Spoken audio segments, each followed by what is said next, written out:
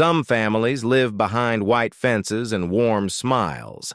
Others hide the kind of secrets that never make it past the porch. Tonight we look at 3 real cases where entire families were destroyed not by strangers, but by someone inside.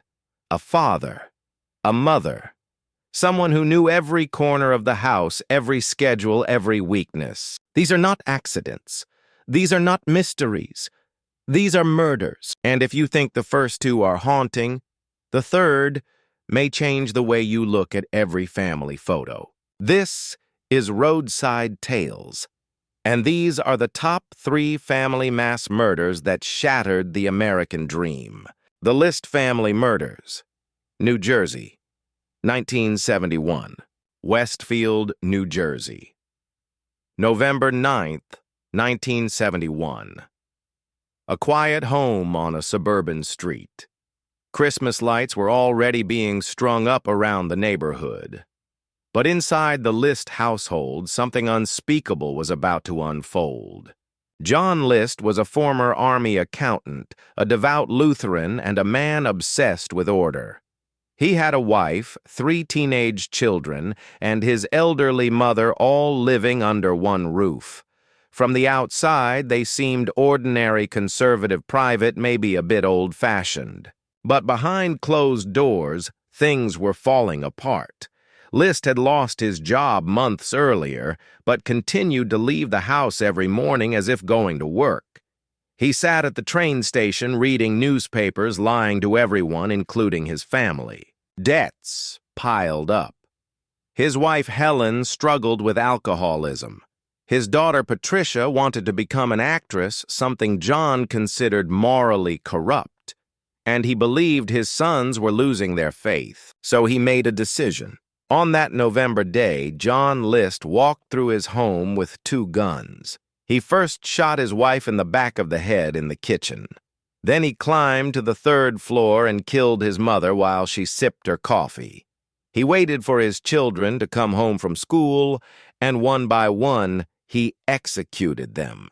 He cleaned up, ate lunch, wrote a 5-page letter to his pastor explaining that he had saved their souls from moral decay. Then he turned on all the lights in the house, cut himself out of every family photo, and disappeared. The bodies were not discovered for nearly a month. List had canceled male milk deliveries and told schools they were going on a family trip. The neighbors thought the house was abandoned until the smell forced a check. 18 years later, he was caught thanks to a forensic artist who reconstructed his face on America's Most Wanted. The clay model was nearly identical. He was arrested in Virginia, living under the name Robert Clark, remarried and active in church. When asked how he lived with himself, he said, "I'm sure God has forgiven me." A man who murdered 5 family members and vanished into the suburbs. The Watts family murders. Colorado, 2018. Frederick, Colorado. A growing town with new homes, quiet streets, and young families. Chris Watts appeared to have it all. A wife, Shanann, who was energetic and social on Facebook. 2 bright daughters, Bella and Celeste. A baby boy on the way. A beautiful house-steady job friends who admired him. But behind the pictures was a man unraveling. Shanann had been away on a business trip. When she returned home in the early hours of August 13th, she was tired. She'd had a long flight. She never made it to bed. Later that morning, Chris was seen on his neighbor's surveillance camera backing his truck into the driveway, loading something. No one knew it then, but it was the last time anyone would see his family alive. When Shanann's friend couldn't reach her later that day, she called police.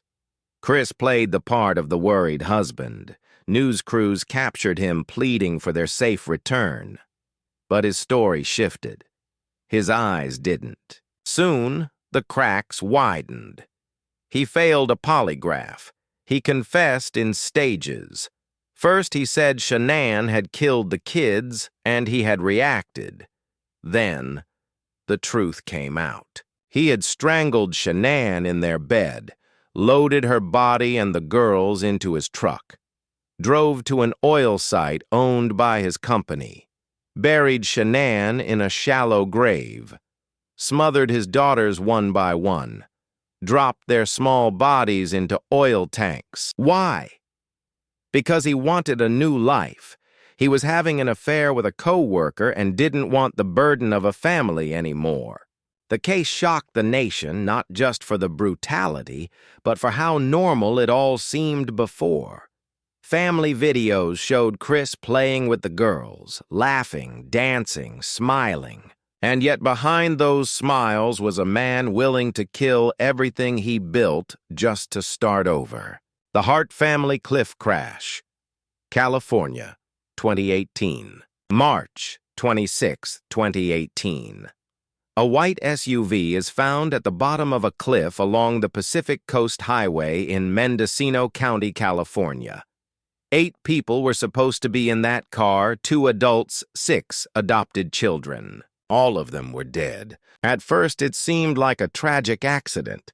Rain, winding roads, a miscalculation. But the closer investigators looked, the more questions surfaced.